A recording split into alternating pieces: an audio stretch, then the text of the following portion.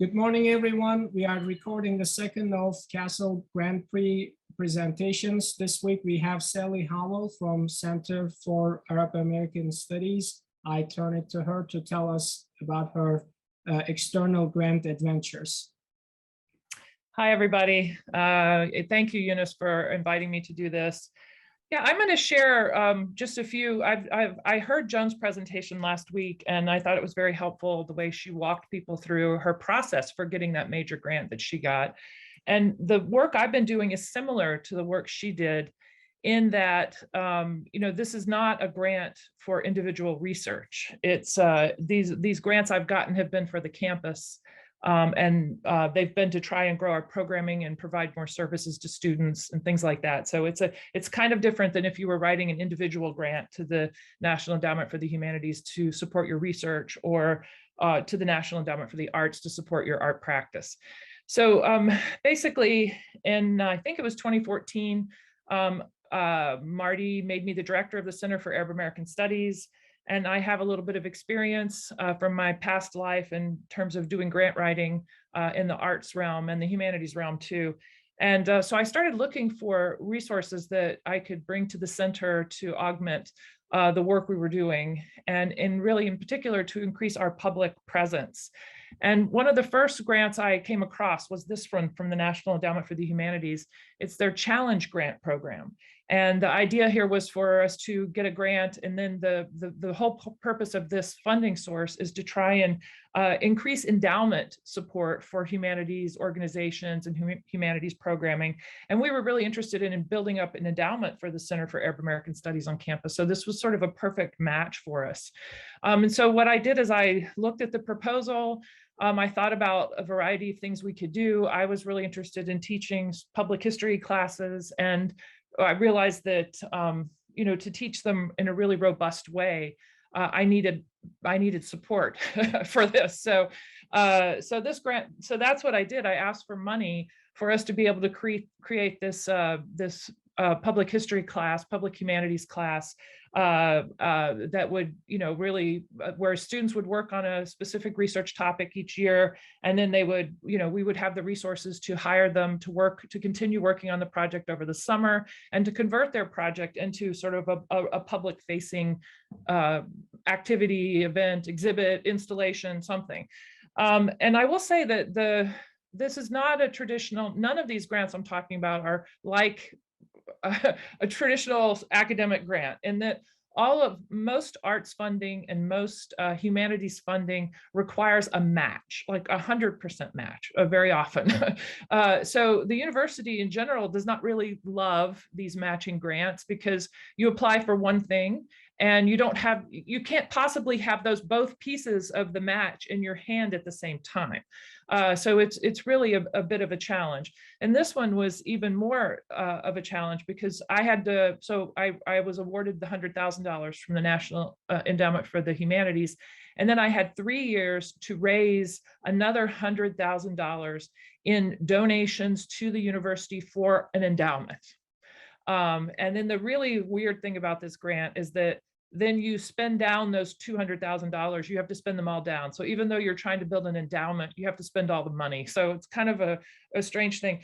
But anyway, so of course, as a faculty member, I was not in a position to just, make this kind of commitment. I didn't know how to do the fundraising or anything like that. We don't really have a person in our Office of Sponsored Research who works on the National Endowment for the Humanities. We don't have like a point person for this, because usually these grants are written by individual scholars. But because of the nature of the grant, I wound up working with Diane Gullius, who is CASL's, here I have some of the people I've worked with over the years. She's the development director for CASL. And so Diane worked with me to make sure that that the proposal made sense, that we had the kind of institutional support we needed for it. And she was the one who had to really make a commitment to the project in order for us to be able to apply. So there's a lot of sort of work that has to be done. It's not just about writing the application, it's about building the kind of relationships that you need to build on campus in order to make sure that you can really do a good job with the work, and to make sure that the campus as a whole is going to support and get behind what you do.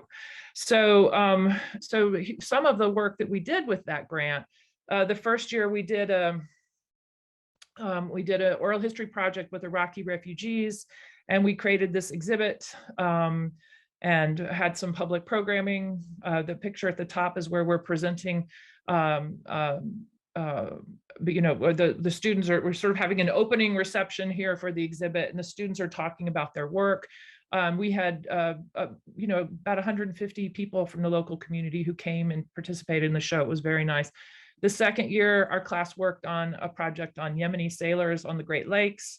We're in the process of producing a podcast based on these oral history interviews and other things. And up at the top of the screen, you can see some of the students that I have worked with on this project and other projects. Why won't it advance the slide? Okay, there we go. Okay, and in the third year, we did a project on the basements and garages of Dearborn, and those projects are ongoing. So after receiving this National Endowment for the Humanities grant, and Diane was great, instead of us taking 3 years to raise the $100,000 we needed to raise, we were able to raise it in about 6 months. We were very worried because at the time Trump had just come in and he was threatening the funding of the National Endowment for the Humanities. And so we were afraid that if we didn't raise the money right away, we might lose our support from the NEH. And anyway, so we went out, and it was a lot of work on my part.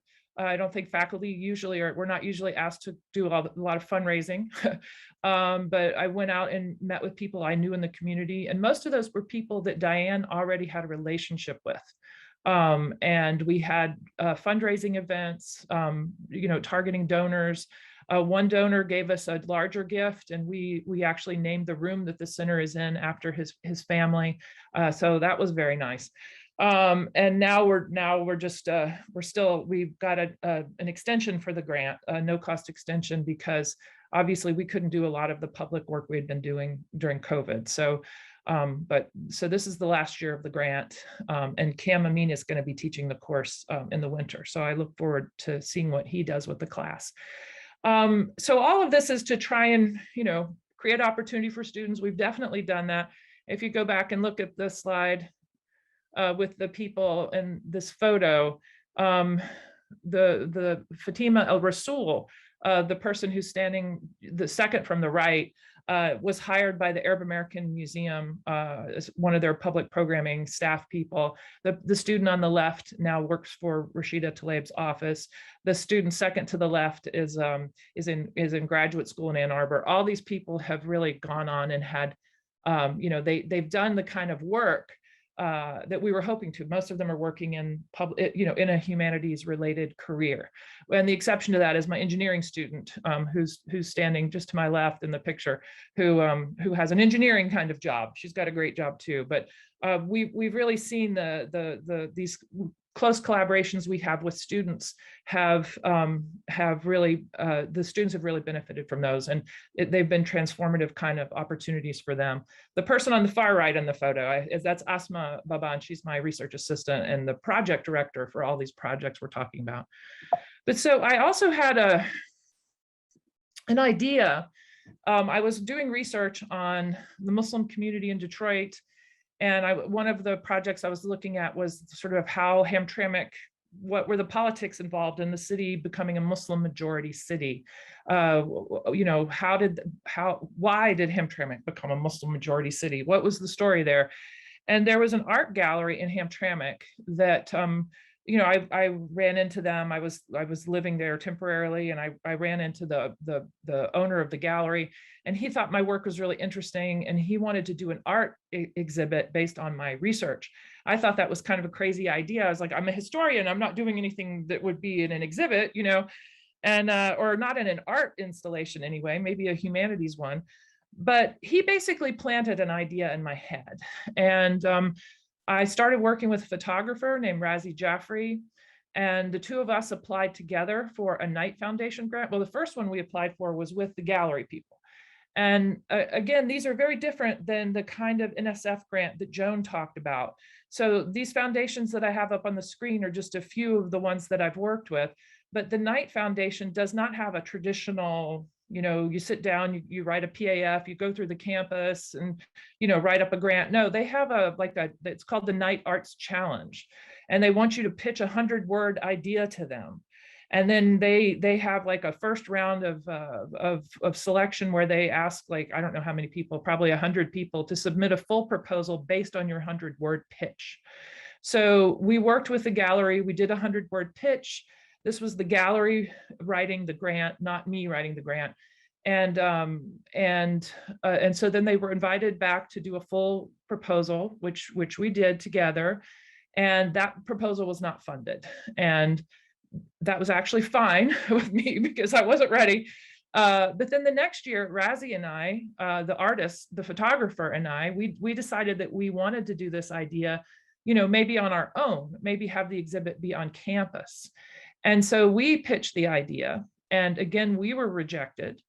And then the third year, we included another artist, Osman Khan, who's a professor in Ann Arbor in the School of Art, in the Stamp School. And Osman joined us, and I think he really had what all these funding sources wanted, So we had a photographer, we had a historian, and then we had a documentarian, and we had an artist, an actual artist. So someone who does installations. And anyway, but the idea grew over time. And we realized that if we were going to do anything serious, we needed quite a bit of money. $100,000 probably wouldn't be enough for this project. The size of the grants that the Knight, basically, that was sort of the outer edge of the Knight grants. And so we also, I was talking to our people in the Office of Sponsored Research, and in particular, Blythe Murphy. Blythe Murphy is, she's the person who's like the director of foundation relations for the university. And so I was doing research, she was doing research. Who's going to fund this? Who's going to fund all this arts programming? Who would be interested? And of course, the first real grant we got was from the Doris Duke Foundation for Islamic Art. And here's a little catch too for people applying from our university. So for a lot of these foundations, you don't just apply directly to the foundation. You have to go through the Office of Sponsored Research, because sometimes, like for Duke, only the University of Michigan is only allowed to do one application a year. And that's the entire university system. That's not just our campus.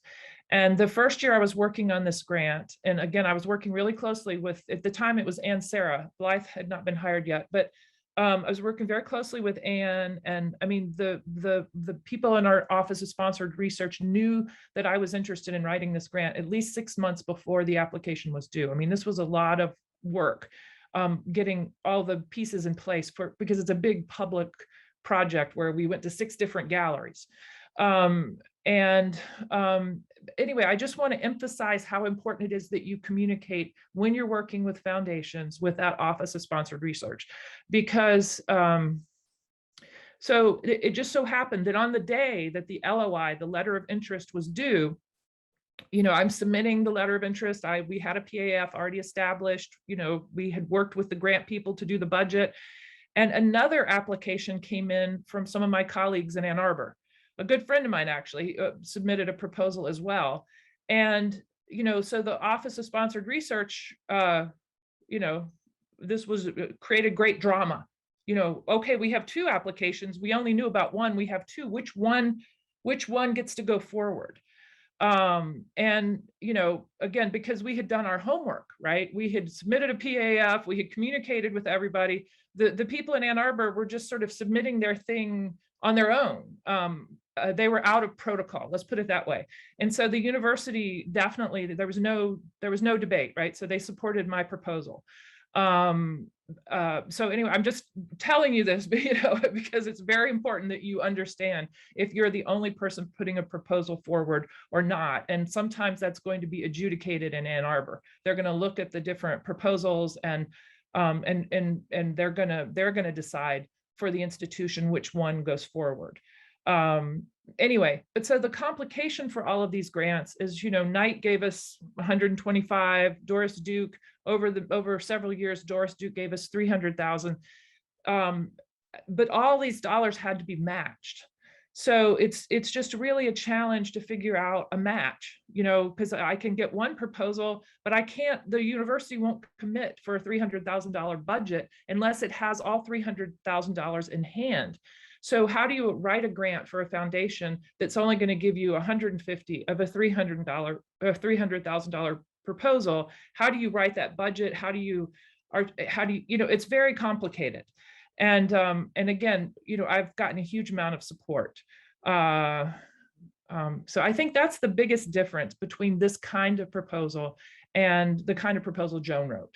And I will say that there is support right now. I think traditionally there was not the grant writing organization that Joan worked with, that the campus is hiring. Usually most of their work is going to support the School of Engineering. But I think right now there is an opportunity if people in CASL have a foundation proposal that's in one of these larger categories, they like to Mellon or something like that, we do have access to those services as well. And just on the question of so I want to get out of this and go over here.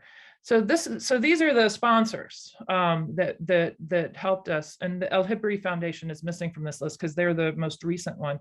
But we got support from the Knight Foundation, from the Doris Duke Foundation, from the Michigan Council for the Humanities, and for the Community Foundation of Southeast Michigan.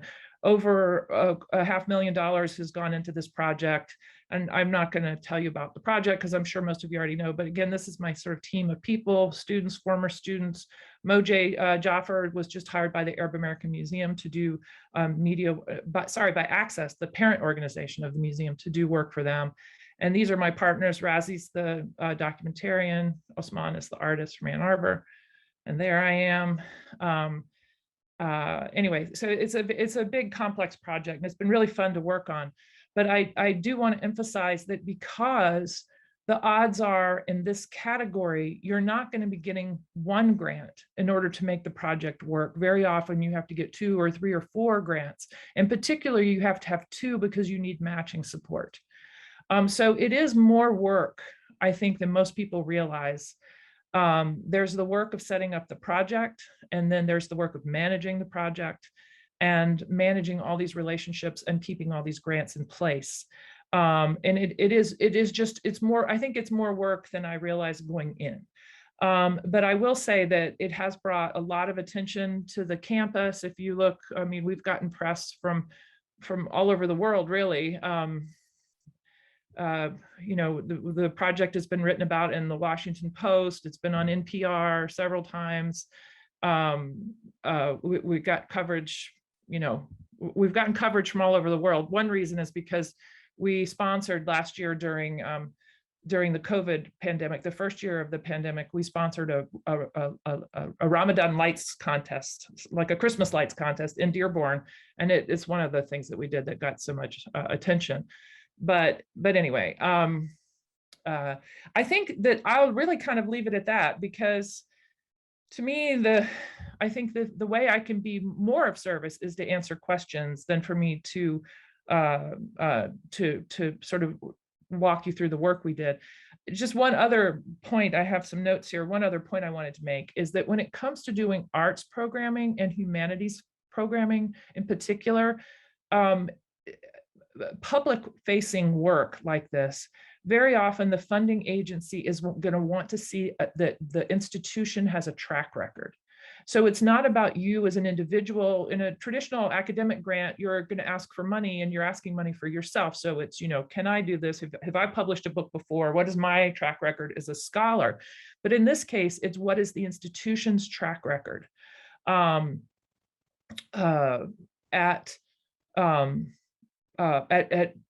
managing grants like this, and at having art exhibits, and doing humanities work.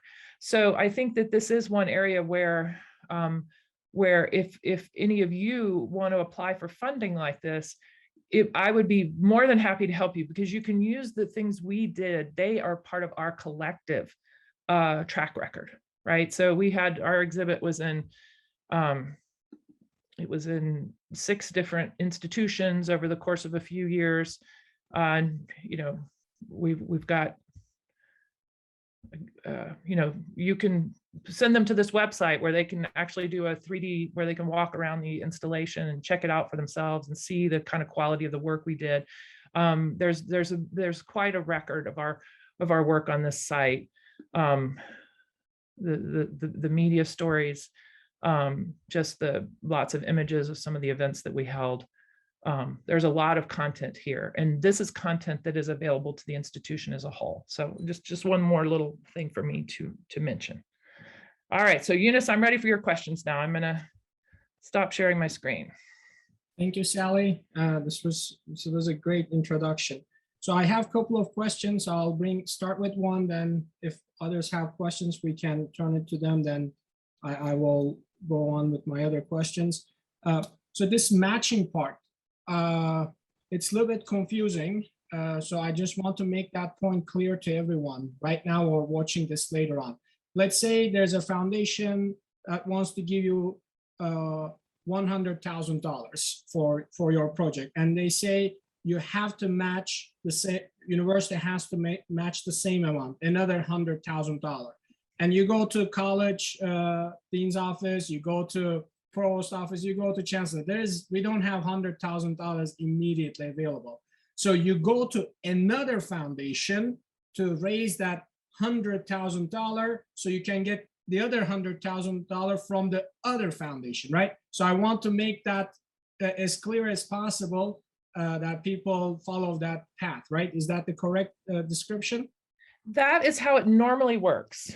Now, some grants, they will accept in-kind contributions. So for example, if we have, like, your time might be, instead of you're taking, getting a buyout that the grant pays for, maybe the university would give you a buyout, and then you could use that buyout from your teaching. That could be used sort of to match the money that comes from the foundation, or you could use staff time, or whatever. If the university if the project is using university resources, then the value of those resources can be used to match. But it is hard to calculate, and there are all these rules about how that works. And yeah, so to try and get a cash match is the easiest thing to get another grant. And as I said, my first one was unusual. The big one we got from the National Endowment for the Humanities was unusual because they actually wanted us to raise cash from individuals, not from another foundation. So we basically just committed, and that was by working with Institutional Advancement. They were committed. They said, we are going to raise $100,000 to support the center and put in this endowment. And then they did. So that was an unusual one. Usually it's what I did with the arts funding, where it's hard because it's a juggling act, because you get this piece and this foundation wants to fund this part of the project, and then you get this piece over here and they want to fund that part. And how do you turn it into one budget? And then of course you get these things out of sync with each other. So you get one, and then 6 months later you get another one, and for that 6 months you're just waiting. Like, you can't start the project. And then they have different deadlines. It's complicated. It's definitely complicated. Yeah, I'll highlight that part one more time. Those in-kind contributions.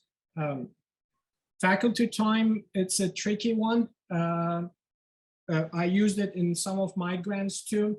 This faculty time, if you get a course release, let's say you get 2 course releases, and if it corresponds, or 3 course releases, and if it corresponds to 50% of your time, then in that in-kind contribution can be half of your salary, which is a big number. So it may help to match those expectations from foundations too. Or if a particular staff person is assisting with the project, that can be in-kind contribution too. Or even opening up the space for use, right? When you have an exhibition and other things. Yeah. Any questions from anyone else before I move on with other similar questions?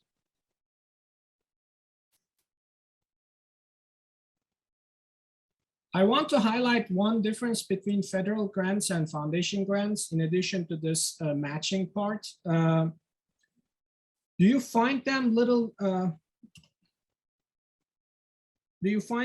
bit thinner in terms of paperwork and other things, or do you think it is more complicated than federal grants in terms of submission process, in terms of their attention to budget, in terms of assessment expectations from you, or the reports from you at the end of the project? How does that part go with foundation grants?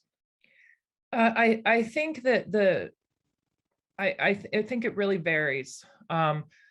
I think in general, I would expect like a National Endowment for the Arts grant, which they tend to not be for as much money as you can get from the foundations. First off, the federal government doesn't have as deep pockets as some of these private foundations do. So, but it's a lot of work for the money.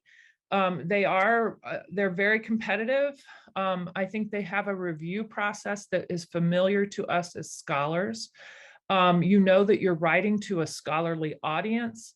So I think that, you know, in terms of using like a grant writer, a grant writing service, that would make me very nervous to write like a National Endowment for the Humanities grant and have anyone but me be the writer, because I really, you know, I'm the content specialist. So and yes, in terms of assessment, evaluation, it's really hard. Everyone has an evaluation part of their grant. And I think it's one of the biggest challenges that we face. How do you evaluate an exhibition? You know, we traditionally, we would want to get people to review the exhibit. But in Southeastern Michigan, there's no media outlet, there's no one reviewing exhibits anymore. So there was no way to get anybody to come and review our projects. And this is where the Office of Sponsored Research is helpful, because they have language for that. So, you know, the grant I wrote, but how are these public programs we're doing, how are they going to be assessed? It was Ann, Sarah, and Blythe who sort of came up with they had language that they could borrow from other projects that they'd worked on, and that helped me out a lot. But yeah, I do think in general, the foundations, you know, often their proposals are pretty slick. You know, tell us, you know, you write an LOI, and if they approve the LOI, then at that point you start to develop a relationship with a program officer who can help, make sure that the thing you're asking for is the thing they're most likely to fund. You know, just to try and figure out, there are things that every foundation doesn't allow, and sometimes they're not always so transparent about what it is they don't want to fund. Like sometimes the staff have experience with their review boards that are different from the language they use on their websites, and so they can guide you. But yeah, so the foundations tend to be thinner, but maybe their budgets tend to be more complicated, and it's because they really read a budget. I think with the NEH, they're reading your project, your language, that sort of thing, who your audience is, who you're serving. I think I found that with the foundations, they're really detail oriented on the budgets. And it's very helpful. The more detail and thought you put into your budget when you're planning the project, because it's going to be your basically your shackles that you're bound to that budget later. So getting a lot of feedback in response to a budget and a project like this is very helpful. So they're definitely thinner, but the review process for some of these things is I mean, it's academics who are reviewing you. It's a panel of artists or arts presenters, and they're very rigorous. And then finally, I'll just say I have one foundation I worked for that had a 100-page application. They didn't want you to write some, they had like these, big windows, write 500 words about this, write 500 words about that. And it went on ad nauseum. It was insane. So not all foundations make it easy on you in terms of the writing. Thank you. Speaking of foundations and their solicitations, what they fund and what they don't, and you mentioned program officers too.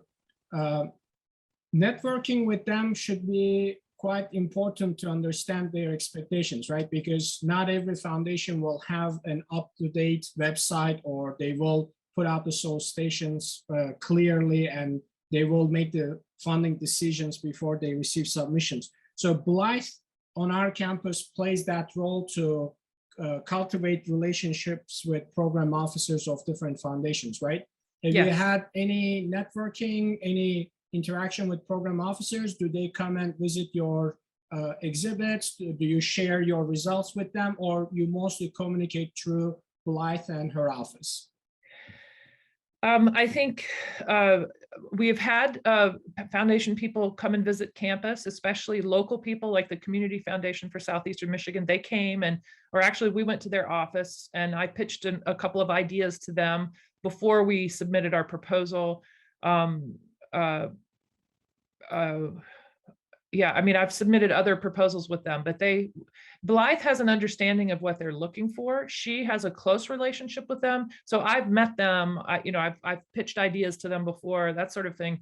But Blythe has, she'll say to me, I'll say, oh, I want to go to the Community Foundation for this. And she'll say, well, right now they're looking at 3 grants just like that. If we need to do something else, or I talked to Katie and she said that what they really want to see a university do is this, so yes, and she has experience with most of the local foundations. Some of them, like the Knight Foundation, I have the relationship with the program officer, or with the Doris Duke Foundation. I have the relationship, because with the Doris Duke people, they're sponsoring a bunch of projects that are related to each other in one way or another. And they bring us in for training. They have these training sessions that they make you go through. And the training sessions are really networking sessions. And they've been very helpful. I consider myself to be part of a national cohort of people who are presenting Islamic art or Muslim art. And most of them are doing work very, kind of similar to what I'm doing. And so these are in fact, so I don't just have a relationship with the program officer there. I have relationships with my grantees, and and like with the Knight Foundation, I can reach out to them. They're really great. I reach out, they get back to me within a few hours of my writing. Adam Ganuza, he's the person for Michigan. He's so helpful. They don't like to read proposals. They don't want to vet a proposal like in writing, but they love to talk to you about your ideas. Or if like with COVID, we got so much, the foundations all really wanted to make sure that we succeeded despite the pandemic. And so, they gave us extra time, they gave us extra resources. They were, they waived, they were more flexible with how we spent the money, so on and so forth. So especially I think in this climate we've just come through, I think it's a lot easier to have a close relationship with a program officer. But Blythe is the person to start that with. She's the person to go through, and if she doesn't know someone there, she'll know who you should be talking to. And she's very helpful, very professional. Yeah, thank you. That helps quite a bit. And I want to bring another general question for our speakers in this series. So you mentioned you went to community foundation, you pitched that idea, you talked to program directors from other foundations, you present what you have done, what you have in the pipeline. And you mentioned your background before you started here was involved those sorts of activities. But for some folks, especially junior people, just seeing themselves as just scholars, researchers, doing work. These skills, they don't come immediately, going somewhere to pitch the project or reaching out to a foundation and asking if they would fund your work too. So how did you prepare yourself for those sorts of things, that aspect of your professional life? Well, so when I was right out of college, I worked in Dearborn at Access, the Arab Community Center for Economic and Social Services, and I was hired by them to create an arts program for them. Eventually, that program I created grew into the Arab American Museum. I did not work on the museum. I left before that work got started, but I laid the foundation on which that institution is built. And I did it by getting grants from the National Endowment for the Arts, the National Endowment for the Humanities, and other local foundations. So I learned how to do this by doing it as a young person. And when I was hired back in Dearborn, back to teach here, you know, it was exciting to me. So my research is on this local Arab American and Muslim American populations, the both of them. And, you know, I have a lot of experience now. I've been at it I first came to Michigan in 1987, so a little while ago. Yeah, so I have the relationships. I think that if a faculty member is going to do this, and I think there's real opportunity. I think people in our, you know, I see that Liz is on the call. I think that there's real opportunity for creative writing grants, for writing in the community kind of grants, for having some of our PBL classes could be, people could work on art installations, public art, having, you know, having an art component to a project someone else is working on. It's just, it enables you to communicate with a different audience, perhaps than a policy paper would be, you know, like you might do a project that results in a policy paper and some art installation at the same time. And that could be, could help the project have a larger life. And I see that Kristen's on the call as well. And I'm glad to see her here because she's one of our historians who teaches history classes. And I think that for this kind of project, it helps if you bring your expertise to the table. You know, you bring your contacts and your ties, you bring your interest to the table. You don't shy away from that's your asset, right? Is your research project is the real asset of the project. And so I think that it's just, you know, I think it's maybe just thinking a little bit outside the box in terms of who would be the audience for your research, or what is research, you know? So much of the work we're doing for Halal Metropolis, it's not traditional research in that, you know, we did all these Zoom interviews with people and they were intended for the public. You know, they weren't intended for the archive. Now they're going to go in the archive.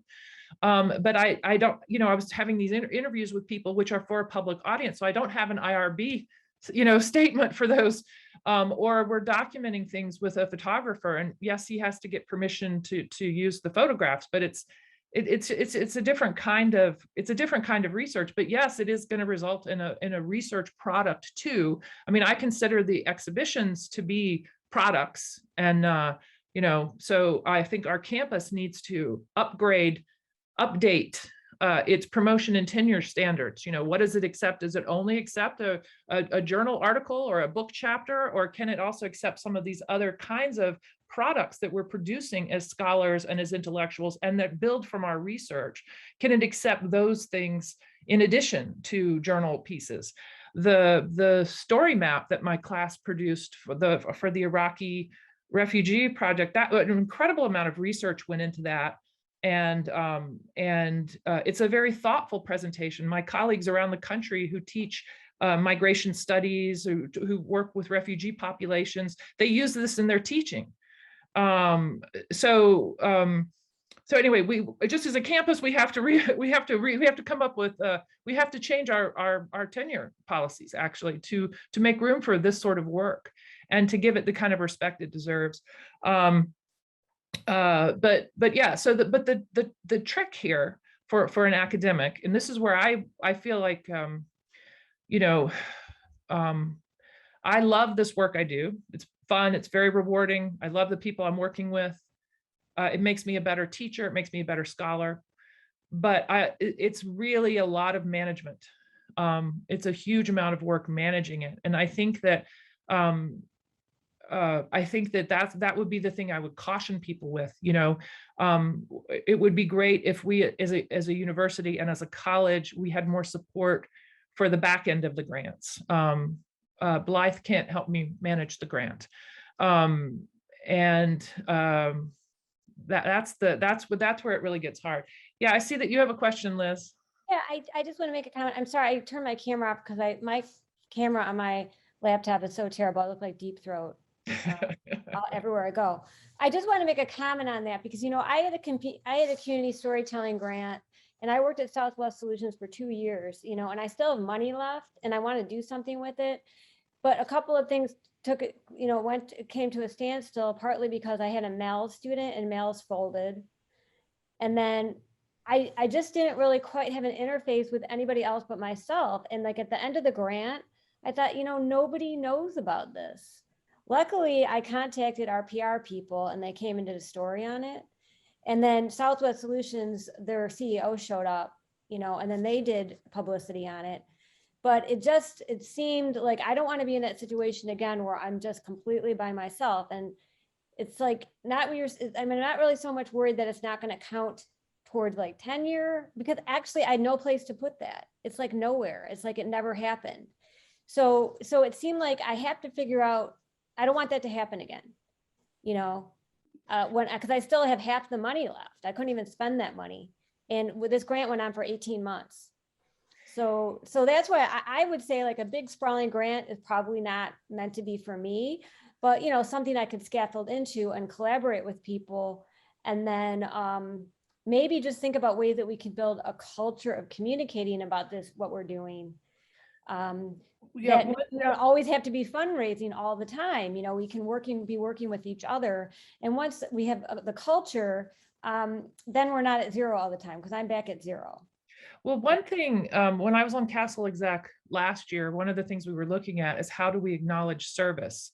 And this is a service thing you're doing. And one of the models, Marty shared an essay with us that had been written. I can't remember what school the person was from, but where they had, like, they redid the mission statement for the university. And what they tried to do was have everything kind of link up to that mission statement. So if one of the missions of the university is to, let's say there's a DEI thing in there and your project has a DEI component to it, or let's say there's a giving us an educated citizenry. But anyway, the idea of that campus, what they were doing that was really promoting this sort of service work that we do, our community engagement work that we do, you start with that mission statement and it trickles down to every phase of the project where everything is kind of being funneled, like the concept is coming from the top and then it trickles down and you do all the work. And then the way that work, because that work is so central to the mission of the university, it's really critical. The reporting of that work is one of the main things that happens. That model sort of privileges a sharing with the public all this information about what the faculty on that campus are doing. And I thought it was a brilliant model. I'll find it on my computer and I'll share it with you. But I just felt like I found this black hole. I was in a black hole, And I understand you feel like you're working and you're isolated, and sometimes it's very lonely work. But yeah, so the first thing I did when I became the director of the center was I joined Facebook. I had not been on Facebook before, and I joined Facebook specifically to promote the work of the center on Facebook. And all these public facing projects that we're doing, I mean, we really share our story. We have, I think we have a Twitter account too, but I don't pay attention to that one. But, everything we do, we just promote on social media. And we did it because without doing that, we don't have an audience. And the center also has a newsletter that we send out once a month. I don't know if any of you get it, but we have a newsletter we send out. So we're promoting ourselves quite a bit. And that's also a lot of work, doing that behind the scenes promotion stuff. Right. But, CASL has Sue Geddert. Her job is to promote news of the faculty. And I think that, she can only promote the things that she hears about. So it's just like an extra burden that it always falls back on you to do it. But Right. Yeah, I did that when I did the alumni speaker series, and then I started a Twitter account for that. So I think I know how to do it. It's just, getting back on the horse and finding the right project and not being scattered, and I think, scaffolding into something large again, like taking on something huge does not seem realistic for me personally, but, I don't know. I want to do something. I was here at the other one too, so shows that. I saw you on that. Kristen, do you have any questions? I guess for me, I'm thinking about, I see these needs in my community that I can see how are linked to my research, but I don't have deep connections in Michigan and in that community. I'm thinking sort of like, if I were to look like 5-7 years out, like how do I start building the relationships so that I can do the work that so for example, because I've been moving more into environmental history, and I just see a real need for interpretation of the Rouge River environments as they go through Dearborn. And there's just, I think there's a lot that an environmental historian could do to help connect my neighborhood, my community to the history and how the environment is changing, right? So and I'm just at this stage right now where I see all these things that need to happen and do have a public humanities aspect. And I guess trying to figure out how to start just putting the pieces in place, so that's not just me constantly thinking oh, wouldn't it would be cool if we had a class that did species mapping along the route, to start actually putting the pieces to the relationships together, because my training isn't much more traditional kind of in the archive history, and I don't have that kind of experience in public work. I mean, you're at a perfect point in your career to do this, and frankly, you're in a wonderful place. So we have a lot of really good resources. So there's a group called Friends of the Rouge. If you're not already a part of Friends of the Rouge, you should be a part of the Rouge. Paul Drouse is working on a River Rouge project. Talk to Paul, attend some of those meetings, figure out what's going on, because I agree with you. We absolutely need to be telling the story of this. And it's so pertinent in the present, with the issue of flooding. I mean, it is, I mean, your research and my research can intersect right there on the floodplain. But also, I think you want to talk to Claudia and find out what's happening we have an environmental interpretive center, what is happening there. And then finally, we have as you live in Dearborn, there's going to be a new mayor very soon. And that means that there's going to be a new historical commission, or at least the possibility of a new historical commission. And you absolutely should be on that historical commission. You're already a spokesperson, you're already speaking out for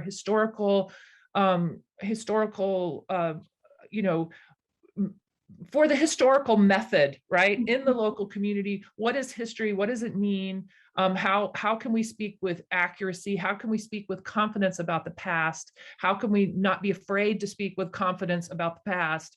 How urgent is understanding the past to the shaping of the community we live in today? I mean, these are things that you've already engaged with just by virtue of who you are. And I think that you will find an incredibly welcome. I mean, I'm not going to criticize the Dearborn historical community. There's a lot of beer drinking, and it's kind of like it's not the same kind of history you do, or the same kind of history I do. But that's an audience for our work, and they're also looking to be relevant. So by working more closely with them on this environmental issue, you would be making them more relevant. And it's the same way with me. If I worked with them more, there's this big Arab community that's the majority of the population now. And, because it's a more recent, their growth has been so recent. I mean, of course, and I know that they've been here, before the city took its final shape, there were Arabs living here, but still the size of the community we live in now is a pretty recent thing. So because it's so recent, it's not really a part of that, Henry Ford kind of narrative, or the settler, the farmers who first lived here, that sort of thing. So they need people like us to help them like connect to the community and make their work more relevant. So I think there's plenty of opportunity, and especially because you could work with Carmel Price and Natalie Sampson, who are doing environmental justice projects in the South End, and they're looking at air pollution. They're not looking at water or the river, or they're not looking at the natural features of the landscape, but I'm sure they would welcome, these are the kind of people you want to partner with. And I think a lot of times projects like this, so in our teaching, the idea with this project-based learning is that we are going to be able to co-teach a little bit more than we have. And I think that co-teaching is an awesome thing, because it's not just the students who are learning from, you're learning from your partner teacher, right? And so it's like a real chance for us to grow intellectually as well as to share intellectually. So I can imagine. I just love the idea of doing something on the Rouge and what it means, how it's used, how it took the physical shape it took. How radical is that little, one side of Michigan Avenue and the other. And I think that's a great project, and there are tons of people who would want to work with you on it, and people in the community who would value it. And perhaps the new mayor is going to actually be an environmental justice activist himself. So I think there would be real opportunity for a public collaboration there. And it takes time now for you to just sit down with people. You don't have to walk into these conversations with a roadmap. You go into the conversation, just what are you go in with an open mind. What are you looking for? What are you doing? What do you think about? And then the project will develop out of those relationships.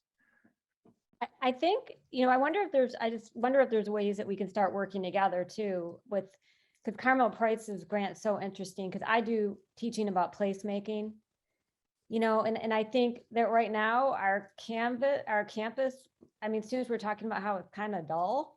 I hate to use the word blank canvas, but, we need to spice things up a little bit. But, I think involving the students in that, and then having the extra layer of the historical component, looking at Dearborn, looking at walkability, what do we want our campus to be? I would love to be working with people on that. So we're really kind of making material changes and involving students, because that was sort of the idea that's kind of sparking in my mind now. And not just complaining.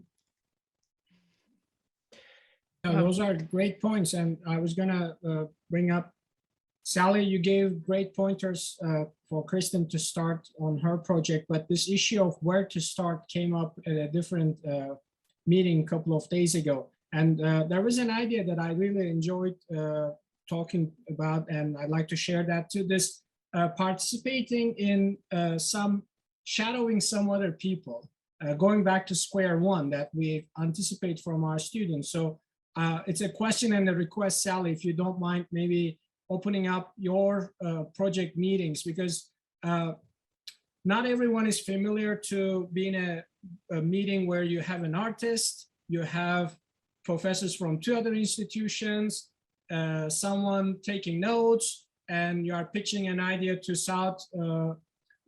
Southeast Community Foundation. So managing all these things are important skills, and even someone has a good roadmap, scholarly implementation is not trivial. And we don't learn how to implement some of those things at grad school or when we start as faculty members. So people were thinking about maybe just inviting some people over to observe how some of these things work. For example, you're going to some foundation to pitch an idea. Maybe someone is going there with you just to watch you and learn how it is done. That way, maybe it can create some sort of starting point for those people too. What do you think about that idea? Is it practical? And if so, would you be interested in some folks shadowing you? I mean, I would be happy for people to shadow me. That's not very exciting. The nuts and bolts work is not very, I mean, we have meetings, we have regular weekly meetings. How much of my life did I spend in these weekly meetings? It's just like, what are the next 5 tasks? What are the tasks we have to do this week? What are the tasks we have to do next week? You know, we've got an exhibit that's opening 6 months from now. Already we're thinking about the lighting. Already we're thinking about, you know, which pieces are going to go on the wall, the layout, you know, it's now we're working on the website. So we're building this very elaborate website it's going to be like a real archival resource with all the resources we gathered. And it's going to be the sort of thing where if you, Liz, were teaching a class on, you know, local Muslim writers, you could go to this site, find all the writers, find a video with these people, find examples of their work. You know, it would all be there for you, and a lot of context. You know, where, you know, oh, this one's Iraqi. What's the history of the local Iraqi community? Here, it'll be there. You know, like it's pretty elaborate thing. But those meetings with the computer people are not very exciting. But anyway, you know, I would welcome people to come. Yeah, but I think that this is a different question than the one Kristen's asking about getting started. So I think Kristen's still looking for those partnerships or Liz too. You know, who are the partners? It's not even, it's before you write the grant, right? But I will say that it is worth looking at, like Mellon, or, you know, look at some of the big foundations that do support academic institutions in creating something new. Like, you know, the National Endowment for the Arts has these great placemaking grants, Liz. Yeah, wonderful. okay, good to know. I mean, I have to say, I used to network all the time, and I don't know, Kristen, you know, when you have like young children, it's just hard to do that networking. You know, I lost all my contacts. It's just like, I have to start all over. So it's not just the pandemic, it's just the state of my life for, you know, the past, whatever, few years. Well, you know, one thing that the campus could do, Eunice, this is back to our associate dean, is, okay, so here, you know, we've mentioned all these people who are working in Dearborn on topics that have to do with the environment.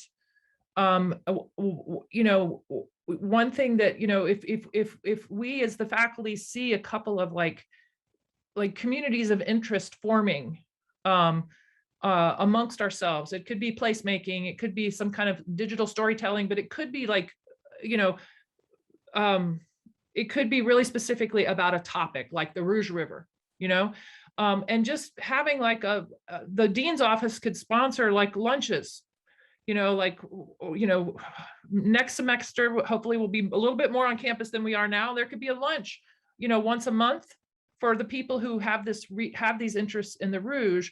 The chancellor used to do one. Dan Little used to have you know, we used to have these things for people who worked in Detroit. When there were these lunches, and I heard so many of my, you know, each month a different, or, you know, 2 or 3 times a year, a different person would present their latest research on the city of Detroit, and you know, policymakers would be there, the chancellor would be there, a lot of faculty would be there, and it was a chance for us to really kind of, I know what Paul does because I've seen him give these presentations. You know, I know what Carmel does because I've seen her presentations. So for us to do that just within CASL, you know, let's have a lunch on, I'm interested in the Rouge River. You know, how does your work on the Rouge River connect to my work on the Rouge River? And not everybody, it doesn't have to be, the thing about these is they can be casual, right? So if someone has a finished project, they can give a talk, you know, like they're at a conference. But if someone is still just thinking about their ideas, like you, Kristen, you could sit down and say, here are the 3 or 4 things I've observed that I'm sort of thinking, you know, here's what I'm thinking, you know, and then other people can help you fill in the picture. I think this is something where the dean's office could actually really play an important role here, because Liz, you're right. I mean, I believe me, this past year, I miss my daughter. She's in Seattle now. I miss her, but I was so glad I did not have small children. And this year, I don't see how any of you guys coped. I really don't. It's like I'm on vacation every day now. That's how it feels. Sort of. Absolutely, Sally. And these meetings that we started are also to, at least to identify those accumulation points where we have affinity, where we can say, okay, here's a meeting point, Rouge River, or Muslim communities in Dearborn, or Arab communities in Dearborn. So we want to definitely highlight those things and provide resources for people accumulating around those topics. And I'm not scared of supporting it, because once you start with something small, people accumulating around that point, they start supporting themselves. It turns into a sustainable relationship. They submit grants together, they seek funding together, they co-teach courses. So no, Dean's office is completely committed to highlight these accumulation points and provide support to keep them alive. Affinity groups that Chancellor is put forward is quite similar to this too. And we put forward some funding requests for affinity groups too. If we receive on-campus funding to run more affinity groups, these are very good candidates. The vocabulary can change. We can call them accumulation points, affinity groups, or interdisciplinary research, but we are definitely committed to have those things form, provide resources for those points, groups, and help them to make them sustainable so that they don't rely very much on campus support has to be there all the time. So it's not like we plug in and plug out. No, it has to be there, but help to provide, run them sustainably too. Yeah. And one thing I would add to that is for the Detroit lunches, Blythe usually came, and I would, I would really, encourage this to be set up at a time where she could join, maybe even Diane Gullius could join, because they'll hear possibilities and what people are talking about. They'll hear possibilities that might not even occur to us, because they know they know what's happening out there with potential donors to the university. They know where their interests are, or with the foundations. Like for your project, Kristen, again, to go back to doing something environmental, there's a foundation called the Herb Foundation. They used to have a lumber company here in Michigan. I think they're of German origins. There's a lot of connections there with herb lumber in your research, actually, or possible connections. And they do a lot of environmental justice work in the area. And they also have an arts, component to what they're doing. So I think that they would love the idea of telling some stories around the environment, and not just doing the research, or, not just the more practical oriented things. So if Blythe were there, she would hear what you're talking about, and she'd say, "Oh, herb, let me go look and see what they have," and she could put that in front of you. I didn't even know about these luncheons. Where was I? Wow. Well, we'll restart them. But great point, Sally, about knowing these people. Like faculty should know a little bit more about what Blythe does, what Diane does, what Sue does in the dean's office. So we can give them stories to help us to get funding. And also we have to give them stories so they can help us telling those stories. So the communication overall among all of us, 180 of us in CASL, that's really, really essential. So I'll go ahead and stop the recording so that we can continue with some other conversations. We don't need to quit, go sign out, but I'll just go ahead and stop the recording in a second. With the one last question, Sally, that I also asked to John Ramsky too. You said great things about that already, but I hope that you will have a summary statement too. What makes you to keep doing this? Because you are already a tenured professor, you have a stable job, you can just write 1 or 2 papers per year. No one will question your effort. What makes, and as you described, you are doing more than 40 hours per week. You are learning new skills. You are going back to Facebook. What makes you challenge yourself in that way?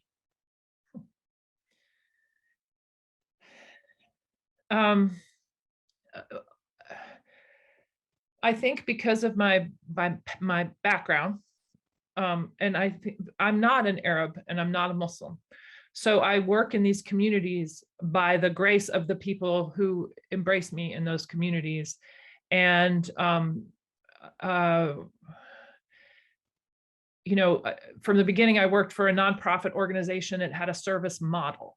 And I just embraced that service model as my way of engaging with the world, and in particular, my way of engaging with this specific population. So I'm not just, of course, the work scholars do, we're creating knowledge, we're creating frameworks for understanding the past.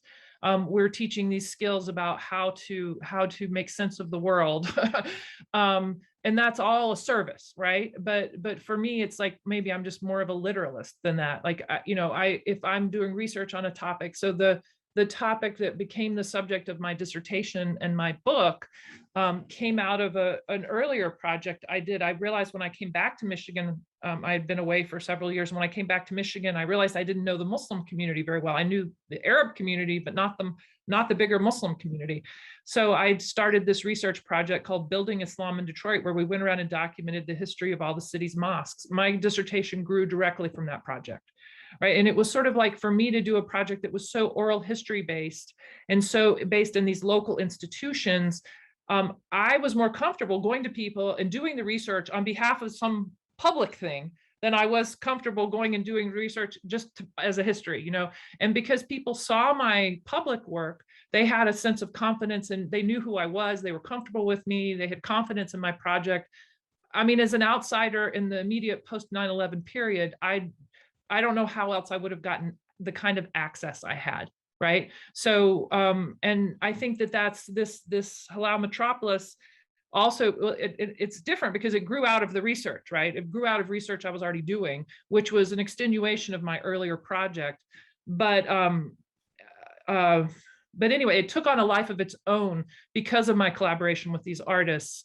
But anyway, it's just like my history has just brought me here, and I can't stop doing the public side of it. It's just who I am. It's how I'm wired. And I will tell you that, it is hurting me because I'm not publishing the 2 journal articles a year, because I couldn't possibly do all the things I'm doing with these public oriented products and be doing that too. There's just not that much of me. So I'm not a full professor, and it probably, I'm being punished for this work I do, specifically because our campus doesn't have a mechanism for recognizing this kind of research or this kind of product of a product of research. So I have a semester off. Got some sabbatical time next year. Hopefully, I'll be able to use it wisely. I'm trying to wind down these projects specifically so that I can go back to the writing, because I don't think anyone really understands how much management goes into projects of the size that I have. So just a caution. No, thanks a lot. No, that explains, and that's a very needed conversation. We hear it at multiple levels, at many different meetings. What is scholarship? Is it just writing 2 papers per year, or 1 paper per year, or writing a book every other? What is that? Is it easy to quantify in terms of those numbers? Whereas we have this kind of dedicated work that's definitely changing people's lives. So those conversations will come up too. So Sally, thanks a lot for taking time joining us today.